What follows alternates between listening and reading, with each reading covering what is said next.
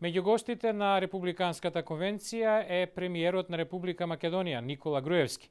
Еве ги неговите импресии специјално за Гласот на Америка.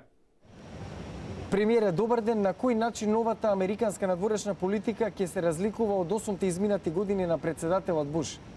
Воопшто очигледно е дека имаат некакви разлики во однос на Ирак, во однос на други прашања, меѓутоа што се однесува до прашањето за Македонија не очекувам некакви промени.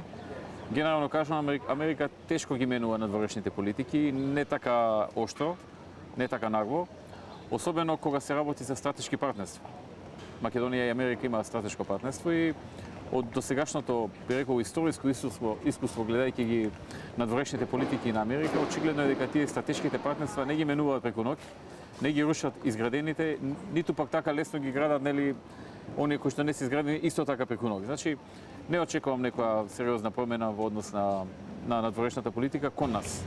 Можни ли се промени на политиката на САД спрема Македонија ако победи Барак Обама и Џо Бајден со оглед на неговите блиски врски со грчкото лоби? Па не очекувам драстични промени. Може би има некои ситни нијанси, разлика во нијанси, но сите што досега сум ги сретнал од State Department или од било кои партии и така натаму кажува дека не би требало да се очекува некоја крупна и сериозна промена, но останува да видиме. Што може да се случи во септември со оглед на најавите за нов предлог на Генералното собрание на Обединетите нации за разликите околу името? Ние континуирано се залагаме да се најде некое решение за надминување на проблемот со името, како што се залагавме и во минатото, ќе се залагаме и во септември и потоа.